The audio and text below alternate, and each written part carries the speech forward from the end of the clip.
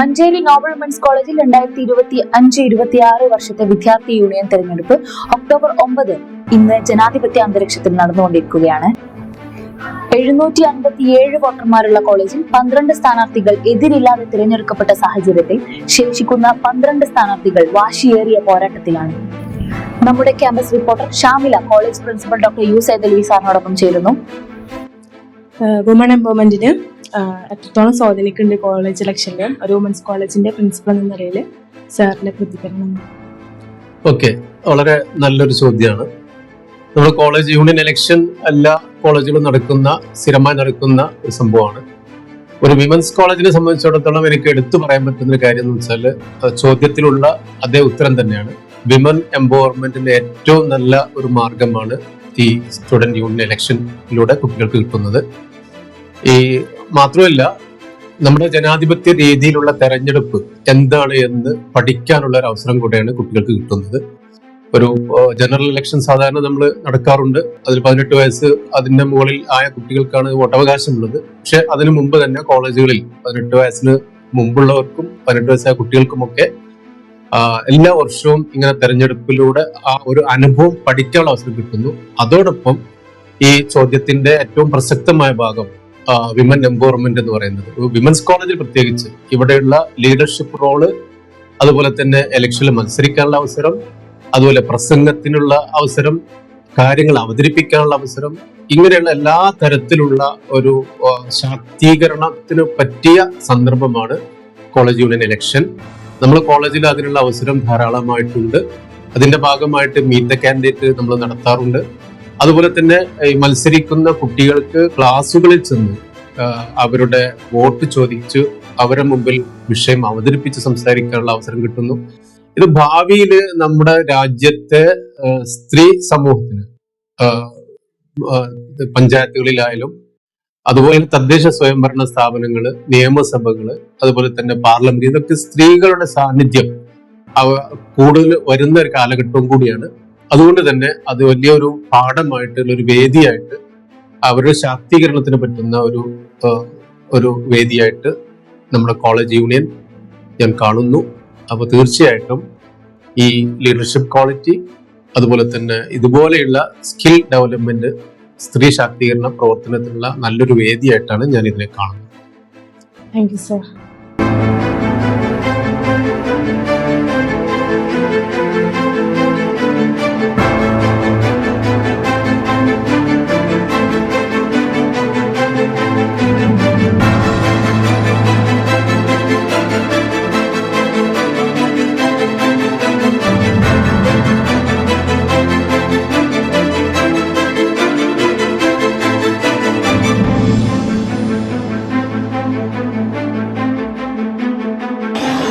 ഒരു political science അധ്യാപകൻ എന്ന രീതിയിൽ ഇപ്പോൾ കോളേജ് ഇലക്ഷൻ നടക്കുകയാണ്. കോളേജ് ഇലക്ഷനിൽ കുട്ടികളിൽ എത്രത്തോളം രാഷ്ട്രീയ ബോധം വികസിപ്പിക്കുന്നതിനുള്ള പങ്കുണ്ട്? തീർച്ചയായിട്ടും ഒരു ക്യാമ്പസ് ഇലക്ഷനെ സംബന്ധിച്ചിടത്തോളം വിദ്യാർത്ഥികളിൽ രാഷ്ട്രീയ ബോധം മാത്രമല്ല, ഒരു സൊസൈറ്റിയിൽ ജീവിക്കുന്നതിന് വേണ്ട പ്രധാനപ്പെട്ട പല ക്വാളിറ്റീസും വ്യക്തികളിൽ ഉണ്ടാക്കിയെടുക്കുന്നതിൽ ക്യാമ്പസിന് അതിൻ്റേതായിട്ടുള്ള റോളുണ്ട്. അതിലൊരു പ്രധാനപ്പെട്ട പ്രോസസ്സാണ് ഈ എലക്ഷൻ എന്ന് പറയുന്നത്. പ്രത്യേകിച്ച് കുട്ടികളുടെ ജനാധിപത്യ ബോധം, ആശയങ്ങളൊക്കെ ഒരു ആശയ വ്യക്തതയൊക്കെ ഉണ്ടാക്കിയെടുക്കുന്നതിൽ, നേതൃത്വ പാഠവും, ഇങ്ങനെയുള്ള പല സംഗതികളും വിദ്യാർത്ഥികളിൽ ഉണ്ടാക്കിയെടുക്കുന്നതിൽ ക്യാമ്പസ് എലക്ഷൻ അതിൻ്റേതായിട്ടുള്ള പങ്കുണ്ട്. അതിലൊക്കെ ഉപരിയായിട്ട് വിദ്യാർത്ഥികളുടെ ഏറ്റവും വൈറ്റലായിട്ടുള്ള സമയം എന്ന് പറയുന്നത് ക്യാമ്പസുകളിലാണ്. ഒരു വിദ്യാർത്ഥി ഒരു വ്യക്തിയായി രൂപപ്പെടുന്നതിൻ്റെ പ്രധാനപ്പെട്ട ഇടം എന്ന് പറയുന്നതും ക്യാമ്പസാണ്. ആ ക്യാമ്പസുകളിൽ നിന്ന് കുട്ടികൾക്ക് കിട്ടേണ്ട പല ക്വാളിറ്റികൾ, ആ ക്വാളിറ്റികളിൽ പലതും ഈ എലക്ഷൻ എന്ന് പറയുന്ന പ്രോസസ്സിലൂടെ കുട്ടികളിലേക്ക് ചെന്നെത്തുന്നു എന്നുള്ളതാണ് എൻ്റെ ഒരു വിശ്വാസം. Hi Amina miss. Hi. Returning officer എന്ന നിലയ്ക്ക് ഈ ഒരു ഇലക്ഷൻ്റെ മുന്നൊരുക്കങ്ങളൊക്കെ എങ്ങനെയുണ്ട്? കഴിഞ്ഞു മുന്നൊരുക്കങ്ങളൊക്കെ നടന്നുകൊണ്ടിരിക്കുകയാണ്. ബൂത്തൊക്കെ സെറ്റ് ചെയ്യുന്ന കാര്യങ്ങളുടെ തിടുക്കത്തിലാണ്. പ്രിസൈഡിങ് ഓഫീസേഴ്സും പോളിംഗ് ഓഫീസേഴ്സും ചേർന്ന് അത് സെറ്റ് ചെയ്യാൻ തുടങ്ങിക്കൊണ്ടിരിക്കുകയാണ്. ഇന്ന് ഈവനിങ്ങോടുകൂടി എല്ലാം കംപ്ലീറ്റ് ആവും. അതുപോലെ തന്നെ എത്ര ബൂത്തുകളുണ്ട്, എത്ര മെമ്പേഴ്സ് ഉണ്ട് വോട്ട് ചെയ്യാനൊക്കെ? നമ്മുടെ കോളേജിൽ ഇത്തവണ 757 വോട്ടേഴ്സാണുള്ളത്. 5 ബൂത്തുകളിലായിട്ടാണ് നമ്മൾ സെറ്റ് ചെയ്തിരിക്കുന്നത്. ഓരോ ഡിപ്പാർട്ട്മെൻറ്റിനും ഓരോ ബൂത്തുകൾ പോലെ. പിന്നെ നമുക്ക് പുതിയതായി വന്നിട്ടുള്ള social work, master of social work എന്നുള്ള കോഴ്സിന് വേണ്ടിയിട്ട് ഒരു ബൂത്ത് കമ്പ്യൂട്ടർ സയൻസിൻ്റെ കൂടെ തന്നെയാണ് അവരെയും കൂടെ സെറ്റ് ചെയ്ത് വെച്ചിരിക്കുന്നത്. അങ്ങനെ മൊത്തത്തിൽ 5 ബൂത്തുകളാണ് ഉള്ളത്. ഹായ് സൈനബ്. ഹലോ. മുൻ വർഷത്തെ യൂണിയൻ കൗൺസിൽ മെമ്പർ എന്ന നിലയ്ക്ക് ആ ഒരു വർഷത്തെ എങ്ങനെ നോക്കിക്കാണുന്നു? വളരെ നല്ലൊരു എക്സ്പീരിയൻസ് ആയിരുന്നു. എൻ്റെ ലൈഫിൽ ഞാൻ ആദ്യമായിട്ടാണ് ഒരു ലീഡർഷിപ്പ് എന്നുള്ള രീതിയിൽ നിൽക്കേണ്ടത്.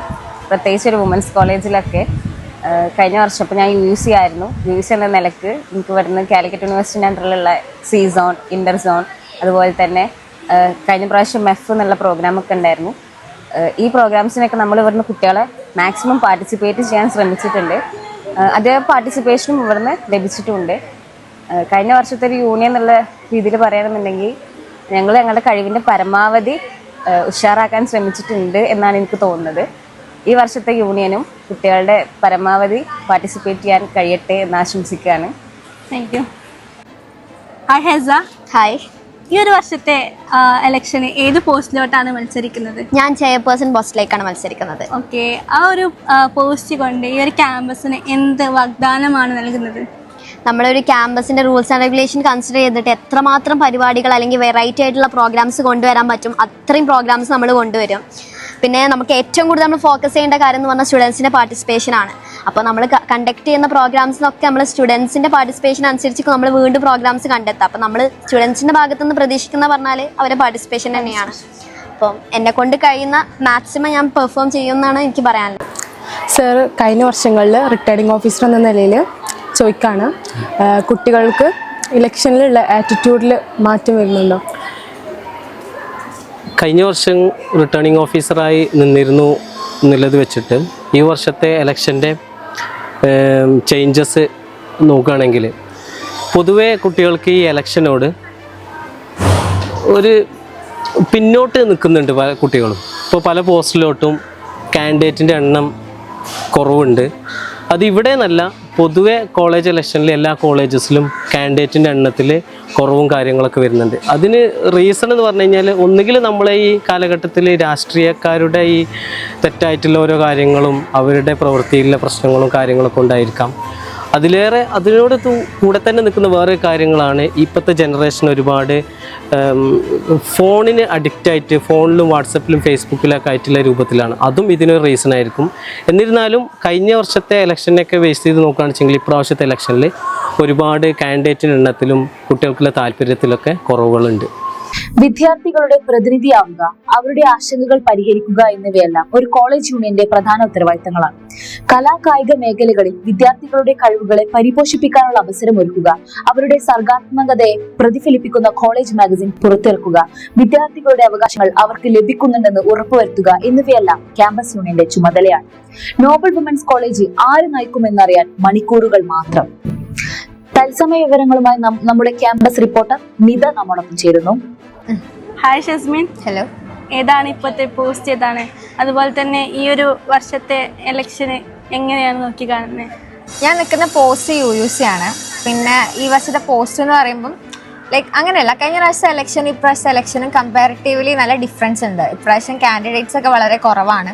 പക്ഷെ എങ്കിൽ പോലും നിൽക്കുന്ന കാൻഡിഡേറ്റ്സ് അവരവരുടെ പോസ്റ്റ് നല്ലപോലെ ചെയ്യാൻ കഴിയുന്ന ലൈക്ക് ആ ഒരു ദൗത്യം ഏറ്റെടുക്കാൻ പറ്റുന്ന നല്ലപോലത്തെ സ്ട്രോങ് കാൻഡിഡേറ്റ്സ് ആണ് എൻ്റെ പേഴ്സണലി എനിക്ക് തോന്നിയിട്ടുള്ളത്. അപ്പം ആയതിനാൽ ഈ ഒരു ഇലക്ഷൻ ഇൻഷാല്ലാ അടിപൊളിയാവും എന്നാണ് എനിക്ക് തോന്നുന്നത്. നമ്മുടെ ഇലക്ഷൻ നടന്നുകൊണ്ടിരിക്കുകയാണല്ലേ. അപ്പോൾ ഈ ഒരു വിദ്യാർത്ഥികൾ എന്ന നിലയ്ക്ക് ഈ ഒരു വർഷത്തെ യൂണിയനിൽ എന്താണ് നിങ്ങൾ പ്രതീക്ഷിക്കുന്നത്? നമ്മളിപ്പം കഴിഞ്ഞ 2 കൊല്ലമായിട്ട് ഞാൻ അവിടെ ഉണ്ടല്ലോ, ഇപ്പോൾ 3rd ഇയർ ആണ്. അപ്പം എന്താ വെച്ചാൽ ഓര് വന്നതിലേറെ ഒന്നും കൂടി ഉഷാറായിട്ട് പുതിയ ഇവൻറ്റ്സ് കൊണ്ടുവരിക, അതുപോലെ എല്ലാ പരിപാടിയും ഭയങ്കര ഉഷാറായിട്ട് കൊണ്ടുനടക്കുക, നല്ല കോർഡിനേഷനോട് കൂടി നല്ല നല്ല പരിപാടികൾ കൊണ്ടുവരിക. ഇപ്പം നമുക്ക് മോറലി ആണെങ്കിലും അല്ലാത്ത ഇവൻറ്റ്സ് ആണെങ്കിലും ആർട്സ് സ്പോർട്സ് ഒക്കെ വരാണ്ടല്ലോ, എല്ലാം നല്ല കളർഫുള്ളായിട്ട് അടിപൊളിയായിട്ട് കൊണ്ടുനടക്കുക. ഇതൊക്കെ തന്നെ പ്രതീക്ഷിക്കുന്നുള്ളൂ. ക്യാമ്പസിന്റെ സർഗാത്മകതയും രാഷ്ട്രീയപരമായ ജനാധിപത്യ ബോധവും വളർത്തിയെടുക്കുന്നതിൽ കോളേജ് യൂണിയന് നിർണായക പങ്കാണുള്ളത്. ഈ വർഷത്തെ തിരഞ്ഞെടുപ്പ് ഇവിടെ അവസാനിക്കുകയാണ്. പുതിയ വിദ്യാർത്ഥി യൂണിയൻ ക്യാമ്പസിനെ വർണ്ണാഭമാക്കട്ടെ എന്ന് ആശംസിച്ചുകൊണ്ട് ഇവിടെ അവസാനിപ്പിക്കുന്നു. നന്ദി.